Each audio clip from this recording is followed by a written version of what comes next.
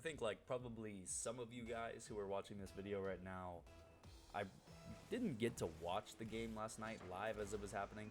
I was at work and I thought to myself, oh, well, I'm just going to turn off notifications. I'm going to wait till I get home from work. It's not going to be till 2:30, 3 o'clock until I get home from work, but I'll get home from work, I'll watch the game, and I'll be able to draw some conclusions from that afterwards. I think, as many of you probably also know, doing the I'm not going to watch the game or I'm not going to hear about the game until I get home from work thing, it doesn't work out very well. I end up hearing the score last night.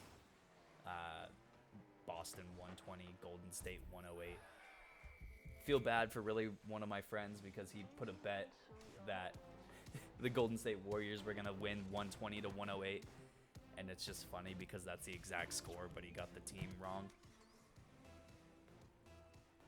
But in terms of just the game between Boston and Golden State, so I get home from work, I watched the first 3 quarters last night, I watched the 4th quarter this morning.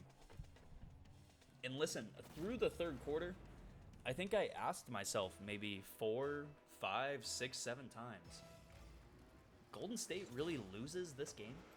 Steph Curry drops 21 points in the first quarter, hits, I think he had, 6 threes in the first quarter? They lose this game? And all of it was because of that 4th quarter. Now, Boston played really well throughout the entire game. They withstood the 3rd quarter run that Golden State put on them. And, you know, they still lost the 3rd quarter by 14 points, but there's moments throughout that 3rd quarter where Golden State is just, oh my gosh, they're going after Boston. They're hitting threes. They're doing Golden State things. Boston's still hitting a couple threes. And again, they still lose the quarter by 14 points. But they didn't get absolutely demolished like we've seen some teams when the Golden State Warriors put up 35 plus in the quarter. So they're going into the 4th quarter. They're down only 12 points. And it's easy to think at this point, if Golden State just puts together one more run, they're going to win the game 1 of the NBA Finals. Now, then Al Horford hits 2 straight threes. I think Derek White hit 2 or 3 threes in that 4th quarter. Jaylen Brown had 2 threes. Marcus Smart had 1 or 2 threes, I believe. They hit their first 7 straight threes of this 4th quarter, and that already was more points than what Golden State scored in the entire 4th. That 4th quarter was really, really bad from Golden State. And I think a little bit of it, I don't want to say it was nerves. I don't want to say it's definitely not inexperience, because Golden State has the ultimate experience advantage over Boston. But what I think it was is, look, Golden State, this is the most important game they've played in 3 years. This is the most important quarter they've had in 3 years. And from their main guys, from Curry, from Clay, from Draymond, from Looney, even a little bit of Iguodala when he had some moments out there where he was playing, there just were moments where it looked like, shoot, we haven't been here for a minute. We have this really good team that we're playing against. This Boston team is better than any team they've played in the finals before. Make no mistake about that. So I think a little bit of it is, you know, we haven't been here for a minute. We're still trying to figure a few things out. And we're playing a team that we, A, don't see very often. B, when we see them, they play us really well. And C, a team that is better than any other team we've played this year or probably ever in the Steph Curry era. Now, here's a few things for Golden State in terms of what to look forward to and why they're still going to win this series.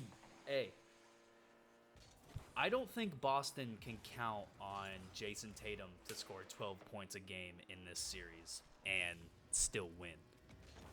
3 for 17 last night.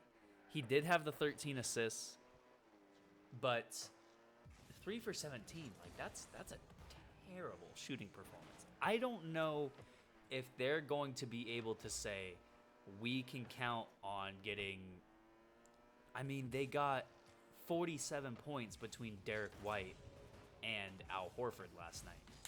Now, I think part of the reason as to why that is such a big number between those two, the Golden State Warriors don't have a really good perimeter defender off the bench to match Derek White, and I think that's what's going to be Jordan Poole's downfall, is his defense is really bad. He did not look ready to play last night. Marcus Smart had moments where he literally just ripped the ball out of Jordan Poole's hands. I don't like what I saw from Jordan Poole last night. I really don't. If I'm a Golden State Warriors fan, I hate how Jordan Poole played last night. And a lot of it also has to do with the fact that how he has to play. Look, I'm not saying Jordan Poole is a bad player at all. I'm saying that the way that Jordan Poole has to play, the ball has to be shot from his hands for him to be the most effective player in his own way. That's not what's going to get this series done for Golden State. And especially if he's going to be a bad defensive player, he almost can't play in this series. Because, cool, if you're going to score 15 points a game, you're probably... Derek White scored 21 on us last night off the bench. That can't happen. Peyton Pritchard had 8 points as well. So 30 points between Derek White and Peyton Pritchard off the bench. Whereas Jordan Poole provided you 9 points and was, again, a defensive liability. He had 4 turnovers, more than anybody else on the Warriors last night. It doesn't look like it's a Jordan Poole series. And that sucks to say because he was such a good player for them throughout the playoffs so far. But I think the same thing could almost be said about Kevon Looney. I think Kevon Looney should still start for this team. I think Kevon Looney is still a guy that could play 20 to 25 minutes like he played last night. But I think there's a chance that this is going to be the first series where he's kind of getting played off of the floor. Because Al Horford is such an athletic big man, and he is an active big man. That's something that does not get enough credit to him. But Kevon Looney, he just doesn't match the athleticism either of Robert Williams. And I think this is going to be a series where, the rare series where we see a rookie come in, like Jonathan Kuminga, where they kind of need him to play.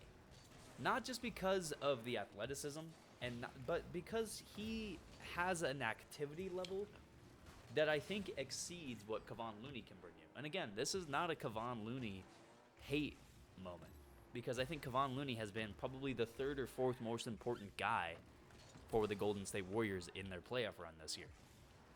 But somebody like Kuminga, he can match foot speed with Al Horford. He can match athleticism with Robert Williams. And who knows, maybe you ask Jonathan Kuminga to do a drive or two a game and get some fouls on these guys. This was a really physical game last night. And I think the physicality in the finals is going to be one of the most important factors going forward, because the physicality last night was through the roof. And there's no reason that between Al Horford and Robert Williams, there were only 3 personal foul calls on the 2 of those guys. Nobody on the Boston Celtics outside of Derek White had more than 2 fouls. Now, the same exact thing could be said for the Warriors. The only guy, I mean, Draymond Green had 6 fouls last night, but what else are you going to do? Everybody else, I mean, Kevon Looney, 0 fouls. Klay Thompson, 0 fouls. Everybody that played for this team had less than 3 fouls. So if we're going to have a physical series, that does bode well for Kevon Looney because he's a physical player. But if it starts getting to the point where, you know, Kevon Looney is just still getting outmatched in terms of his matchup with Al or Robert Williams, oh shit, we're going to need to call on Jonathan Kuminga a little bit.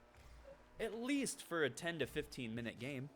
I mean, if we can give Otto Porter 24 minutes, if we can give Andre Iguodala 12 minutes, if we can give Jordan Poole 25 minutes when he is being one of the... I mean, Jordan Poole had the worst plus-minus in the box score last night.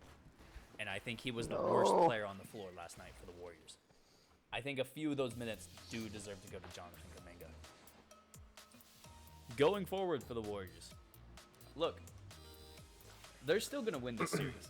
And my favorite thing to say let's when these series are going on, Let's do it. if you take a team to win in 6 games or 7 games or 5, like however many games you take them to win. Look, they still have to lose a couple games to win in 6 games, right? Oh, Now that's nice. that's just a funny thing. Oops, for me my to bad. say, but Golden State has a higher ceiling of firepower than what Boston does. They do. Al Horford's not going to bring you 26 points per game. If the defense from the bench steps up, Derek White doesn't bring you 21 points per game, with 8 as well from Peyton Pritchard. The offense isn't what broke down last night for Golden State. Even though the box score shows only 16 points in the fourth quarter, they still scored more in the second half than they did in the first half. Actually, they scored the exact same amount of points. So, defensively is what really killed God them last damn. night. And that fourth quarter, all of those factors came into play. Jordan Poole's poor defense. Kevon Looney's low ability to get out on Al Horford when he's doing that trail 3. Other guys like Jaylen Brown, like Marcus Smart, played really well in that fourth quarter, hitting 3s. If Golden State makes the adjustments that they need to make, this team is still going to win in 6 games, and I wholeheartedly believe that.